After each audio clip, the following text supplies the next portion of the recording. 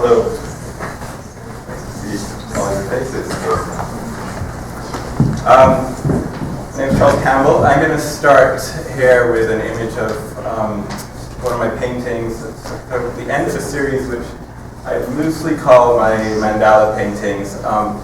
And they evolved out of a kind of crisis I was having in terms of how I was representing kind of political imagery. So my work previous to this used kind of quite heavily loaded imagery that referenced slavery in particular. And I was finding that it very quickly, that's all people saw. Okay, a reference to slavery, we know what that means.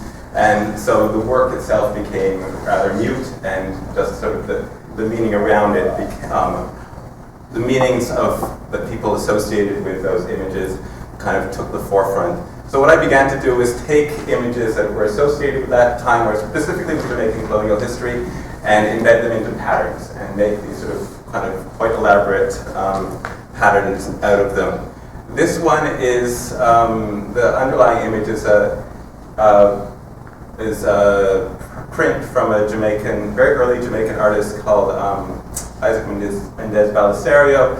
It's called Actor Boy, and it's an image of kind of a carnival-like character. It's a Jamaican celebration called John Canoe, and that would take place during Christmas time. And it was, I was kind of trying to reinvent this character as a sort of as a rebellious figure who, because this was a time of social disruption. It was a time when the slaves were allowed a certain degree of freedom, and you know, a number of the sort of major slave revolts took place around Christmas time. So I was associating these things together and kind of capturing this character of Actor Boy. I became increasingly fascinated with the character and eventually wanted to take him into real life, and moved quickly to this sort of performance character, which became loosely based on Actor Boy.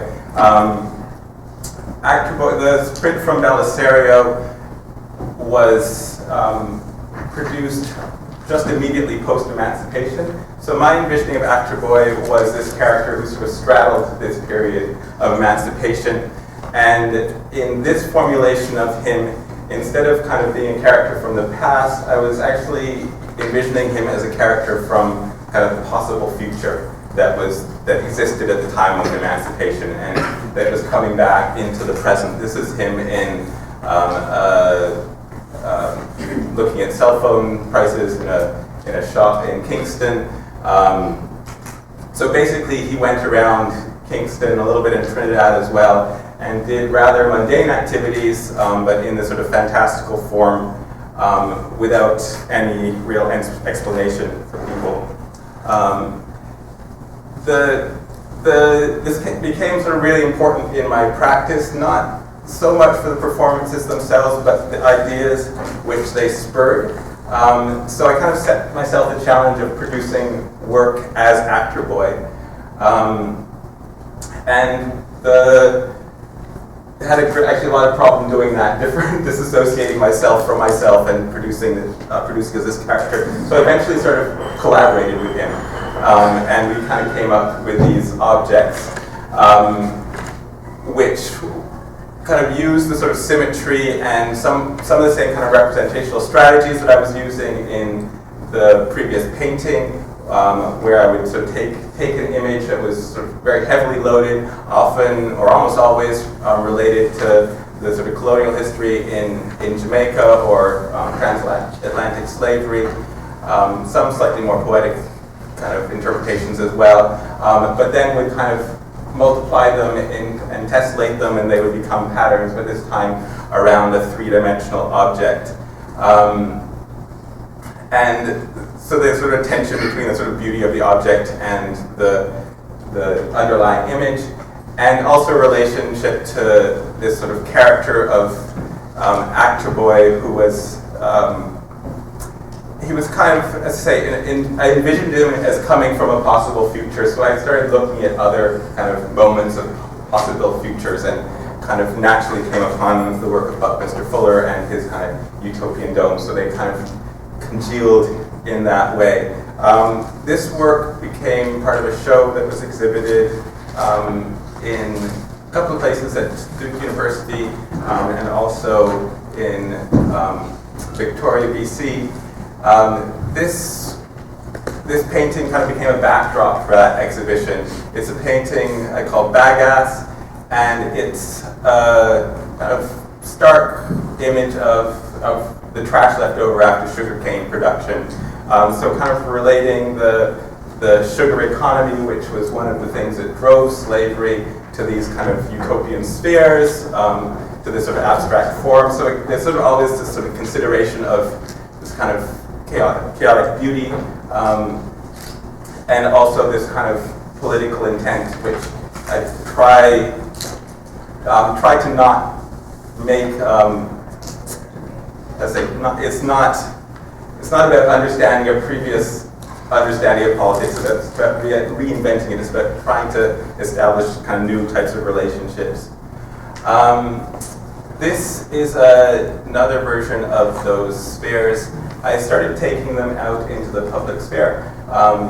This is on the streets in Trinidad. Again, I had a residency at Alice Yard a few years back, and this was the product of that residency. So these spheres, I just started taking them out into different types of public spaces. This one is on a promenade, which is kind of a downtown area of Port of Spain. There's a lot of activity. There's music going on. There's people selling stuff on the street. Very sort of lively environment. It also went to other environments that were sort of quieter and more gentrified. And the interesting thing that started to happen is that the way the public responded to it was very much in keeping with the sort of space that it was placed in. So it became less about the objects themselves, so that they came as a sort of this attractor within the spaces, but it seemed like they kind of find a focus for the community to perform itself around them. And I became getting really interested in that idea of interacting in public space. So this one again is in the promenade, and I actually had some drunk people come up and hug it. I had people dance around it. I had this little girl come up. I took it up to another place in front of a kind of posh hotel along the waterfront, and people stood up very nicely and had their pictures taken in front of it. Anyway, it was just a really interesting experience for me. This is the last slide I'm showing, and it's a kind of a further development of this kind of public work.